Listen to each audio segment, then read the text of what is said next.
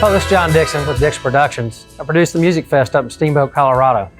I'm here with Jason Boland to discuss his new album release, Rancho Alto. This is your third time for working with Lloyd Maines. How's that? It just gets better and better. He's, in the truest sense of a producer, takes your ideas and somehow gets inside your subconscious and finds things about those ideas that you didn't even know about it and brings them out and lets them bloom, and still makes you think it was your idea. And then is the final ear when it comes down to the end of takes to say, no, that was it. You can get in there and you can be unsure of yourselves, and you can get in there and think, oh, I don't know about mine, or I don't know if this jived, and to have that person that you truly trust outside of it say, this one was it, this one wasn't. I think the world is Lloyd Maines, and I'm just he's amazing. It's amazing that you're working with this guy. I mean, he's just such a talented. I met him through Mike McClure. McClure was working on, or getting ready to work on the Great Divide's first album, and I believe it just came through the whole connection with Gary P. Nunn and the Great Divide worked with Lloyd, and that was our connection. I don't know how life would have been without that connection. I think it definitely would have gone different. It would have been a different experience for us without Lloyd at the helm of Pearl Snaps. So when you're in the studio and composing the actual arrangements, the musical arrangement of each song, how is that process? Is Lloyd instrumental in that part, or do you come into the studio with these arrangements, partial arrangements, or do you do it on the fly?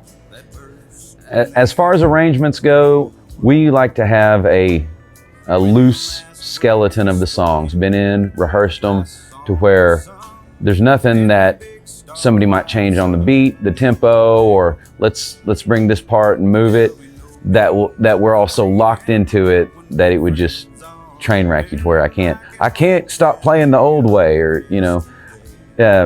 that's been the best way for us to go in with those frameworks of them, and then a person such as Lloyd that just works great on the fly and has it's all the wonderful little musical ideas, just the little color notes in between vocal phrasings or the musical phrasings, that if you got to go in and just watch it work, that you see how much they add. It just takes it from a plain dry guitar and bass and drum song, and it just paints the background. And to see somebody that's done it so long that knows in their mind, okay, I'm gonna start that lick there and it'll finish with this one of a different instrument.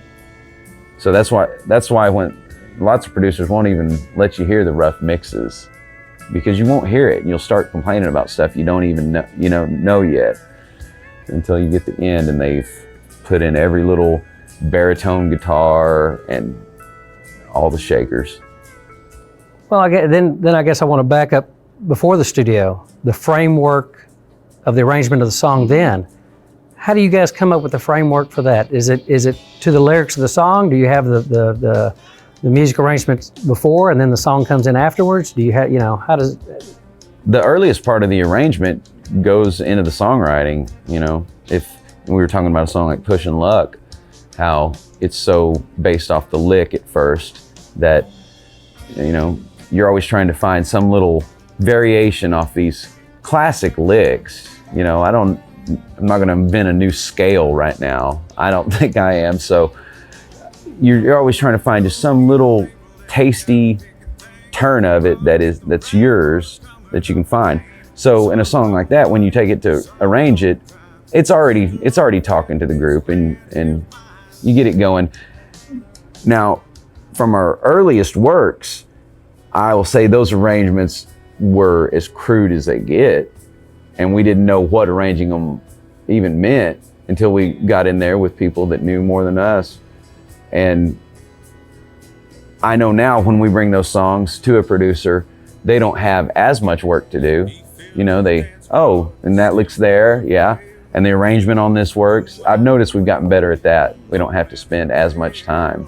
But it also frees up a genius like Lloyd to then, I don't have to think about all that, and they come up with something else new, because they're not worrying about having to tell you that no, the break shouldn't go right there. You know, it should go here because it's kind of awkward where you have it.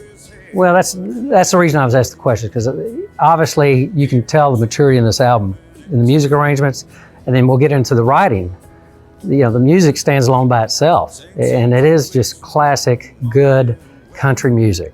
And then you've got some melodies and some different, you know, there's a lot of different arrangements in this throughout this whole album, but it's all just good, tight, great arrangements. The writing process. Can you tell a little bit about your writing process? How you start a song, what inspires you, and what is that for Jason Boland to write a song? The most important part of the writing process for me is keeping a guitar in my hands. It really is, just keeping it accessible and constantly just beating around on chords, just jamming, just playing licks. Because A, it provides that if you do have an idea at that moment, you're there and you're in that mode. And it lets weird little licks that you might not have, you know, it just lets them come out when you're not sitting around working on something or sitting around doing some guitar exercises. Just sitting around and playing it and just playing other songs, learning other covers. Part of it is reading books. That's even some of the earliest guys I looked up to that were songwriters. They would say, well, who do you read? Because writers read tend to. When I am reading, especially certain authors, you know, I notice if I'm reading Steinbeck, tend to wanting to describe things and, you know, get in that mode. I don't know. I think it just keeps the juices flowing. So do you read the classics? Is that what you're saying, or you read everything across the board? I read mostly classics. Okay. I do classics or, you know, some nonfiction, you know, this and that, but yeah, a farewell to arms last. So tell me about the album art. The album art is a Tom Russell painting that I bought. We've been doing a song, Gallo del Cielo, for many years, and it's a Tom Russell song, and recently got turned on to his artwork and called him up and said, what would you think about us putting one of your paintings on the cover of Rancho Alto? Do you collect art? I don't. This is, I would say, the first piece of art that I purchased. I've showed this to a few people, and people automatically knew this was Tom Russell. Yeah. So he's known out there, and it's very cool. Of course, the song, I don't know how many people record that song, but it's one of my favorite all-time songs. Oh yeah, it's a great one. Yeah. You know, first thing I want to point out, what I heard when I first listened to the CD, is your voice was distinctively different. Can you tell me what happened on this album that's a little bit different than the ones prior to it? I mean, it's still Jason Boland. I had surgery. Yeah, I mean, it was truly smooth. You know, I don't want to say flawless, but it just had, the Jason Boland tone is there that we love, but it's also very smooth and a great tone and just classic. And but the surgery apparently took a while to heal. And have you noticed the change, or did it just gradually happen over the years? The changes I've witnessed and that I've been a part of in my voice over the years, when you start out, you don't even know. You're just in there doing whatever. And then, like anything in life, you overthink it. And I don't know what I was trying to do through a couple of things that I've heard. And then there reached a point, and I think it was really on the Kinky Friedman tribute when I did the Gospel According to John. And I reached a point where I found a new comfort level in the studio. And I was getting there on Comal, but I didn't know that I had already had some injuries working and things. And I thought I was really getting there, and I listen to it now and hear something going on. I've been taking better care of it, drink a bunch of water, I warm up. Imagine that, warm up before you sing. Down Here in the Hole, what inspired that song? Just that we still see miners trapped in mines on the news. There's no lack of country or rural or whatever you want to call it, material for country music. But all it is nostalgia and football that I hear, and a bunch of what we do out here in the woods, and it's a bunch of kicking dirt and stuff. I don't even know what they're talking about half the time.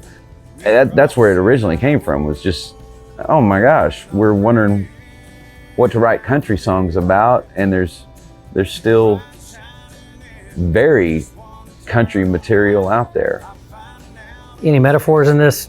Oh, it's always a metaphor. We're all, you know, any of those songs that are out here pushing the cattle or down here in the hole, or they're all metaphors for this existence. You know, False Accuser's Lament. What was this song based on?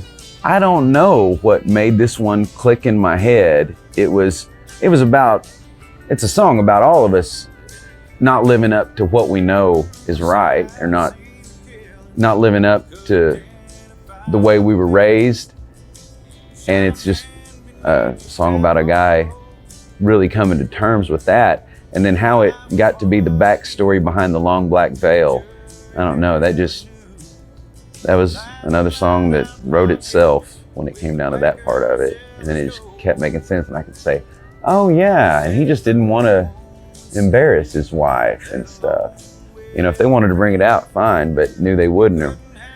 I just thought it was a funny story, and tells the story of the guy that got caught in the middle and made a bad decision because he was at his breaking point and saw the money and he took it. And then musically, I can say this is going to be a dance hall hit. I mean, that thing's going to be one you want to dance around the dance floor with. I mean, that one musically, to me, when I heard it, that sounded like the Stragglers doing Texas country music, or what, you know, just we have a saying in the industry that that's the 58 of it, because of the Shure SM58 microphone. You know, that's the 58 of it. The arrangement and the sound of that song is our 58 of Texas country music. So, Pushing Luck. You touched on that a little bit before about the music arrangement. Tell me about that, because it's a very unique. Yeah, I say unique, but it's got a great tempo to it, a great sound. Yeah, it has that angry outlaw blues riff in it, and that's what it is. It's a song about somebody who lives outside the law, but really the part they're butting heads with, they don't see that much different. They just see it as somebody else doing the same thing, just the other end of it. How things aren't different, they're just different levels of the same thing. I'll go ahead and tell stories on my great grandpa. He used to go bust moonshiners with the sheriff, and then they'd go sell it. It's the guy that got his moonshine taken and watching other people sell it, I guess. I don't know, it's an outlaw tune. You hit it dead on. That's, as a listener, not knowing what the song was about, but when you said the moonshine brought that in, I said, this is what this is. Yeah. So it makes a lot of sense. It's somebody who just sees it a little different than the rest of society, but by his own profession, isn't hurting anybody. Just sees it different, and ultimately is on the losing end of the battle. The song Fences. Was this inspired by your upbringing in rural Oklahoma? Yeah, you can see it. It's about my characters walking home, looking at the red dirt through the moonlight, seeing the pump jacks, and seeing all the fences, and thinking about when their great grandpa used to tell them about this land, and it used to be different. Jason, Mary Ellen's greenhouse takes us back to the days in Oklahoma. Alex and Joe, my two buddies, and Alex played drums, Joe played bass, I played guitar, and we didn't have a singer. And Mary Ellen was Alex's mom, and we would sit over there in their greenhouse, and they would let us turn up the amps to 11 and stay up way past 11. And when you're in middle school, that was all the rock and roll party you needed. And ultimately it's an ode to the person that takes care of the people that jam, feeds them, gives them a place, keeps it going, lets us do what we do, lets us grow. And Mary Ellen has since passed, and that just inspired a tribute to her in those times. So you have a line there, the song's hard to find. Are the songs easier to find now? Yeah, when you're not chasing their dad dressed up as a ghost across the yard. Something's growing in the greenhouse, louder than a church bell, higher than you care to sing along. There's a lot of love in Mary Ellen's greenhouse. Won't you look at all we've grown? Woody's Road by Bob Childers. You know, why did you choose that song, and what does that song mean to you? It is one of the songs that is the essence of Bob and his material.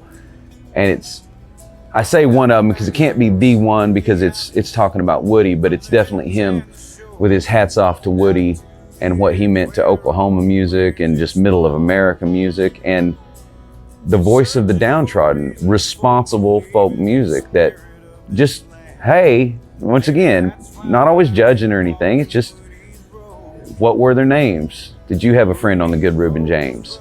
Document it, put it out there. And people love to hear things to a good tune, and we're never supposed to forsake our right to gather. So that's what this all should be. This big documentation of our lives and the times and the chili cook-offs and the travels we go on and whatever. And then on Saturday nights, we all get together and relive it, have fun, and just celebrate being here together. Farmer's Luck, Greg Jacobs. Can you tell me a little bit about Greg Jacobs? Greg Jacobs gets nearer and dearer to my heart as I get older and get to know him better, because he grew up right next to me in Choctaw, Oklahoma. Moved to Stillwater, met Bob Childers and met Tom Skinner and all those guys, and started honed his form of folk songwriting. And he's got a great body of work and some very well written and very thoughtful tunes. And he teaches high school now up in Oklahoma. And he was saying he had some tunes that he thought might fit in with what we were doing right now, and I listened to a couple of them, and I loved them. And we were, through our ramblings on into the evening, something came up about eminent domain, and he said, I have a song about eminent domain that I would have 450 acres right now if it wasn't for eminent domain, instead of 200 and something coming to me. And half of it's a big red lake that nobody can even put a boat on because it dye the bottom half of your boat red.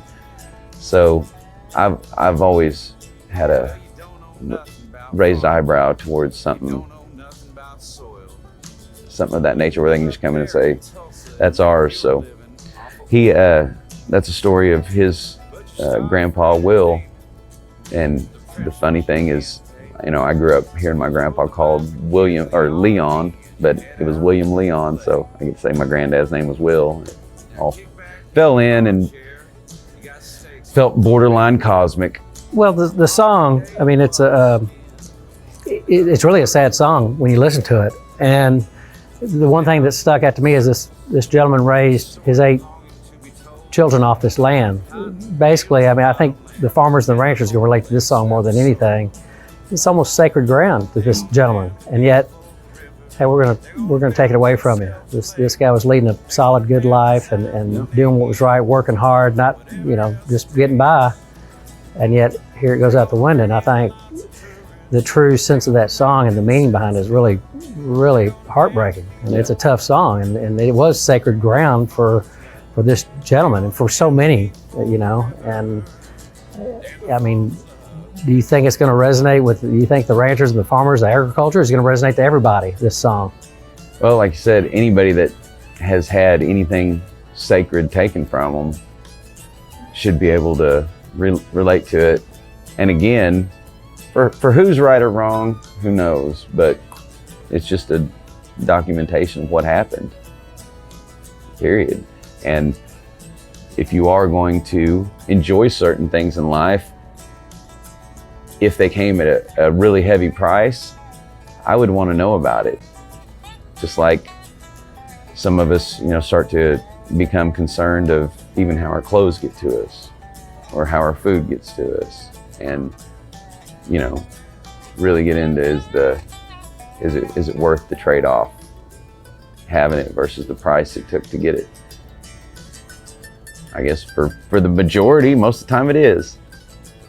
Well, I think that was my point, is that the reality of it is going to hit home with certain people that really live it. And while the guys out there on the lake skiing around, they understand what happened, but it's not going to hit as hard as it did for those people that were truly affected, because it's hard to comprehend that if you haven't lived that life. And you know, one thing I can say about listening to this album, it's a great country album. I mean, it's truly amazing. I know that I've heard it said that a lot of Jason Boland fans are same as George Strait fans. They just like good country music, and I can tell you firsthand that's the case here. You've put out a great piece here, and congratulations on it. It's very nice.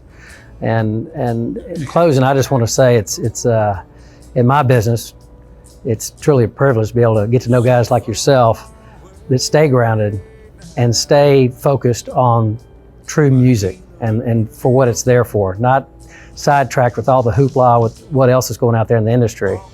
And I got a lot of respect for that, because it's really easy to get sidetracked. But you guys are staying grounded, and as a whole band, the guys have been together for what? How many years have you guys 12, been? 13. Yeah. A lot of people don't. I think everybody needs to recognize that, and I think there's a lot to be said about that. But so appreciate the time with you. Thank you. Discussing this. So thanks, Jason. So keep your eyes on the horizon and a hand on your heart, a prayer on your precious lips for those wandering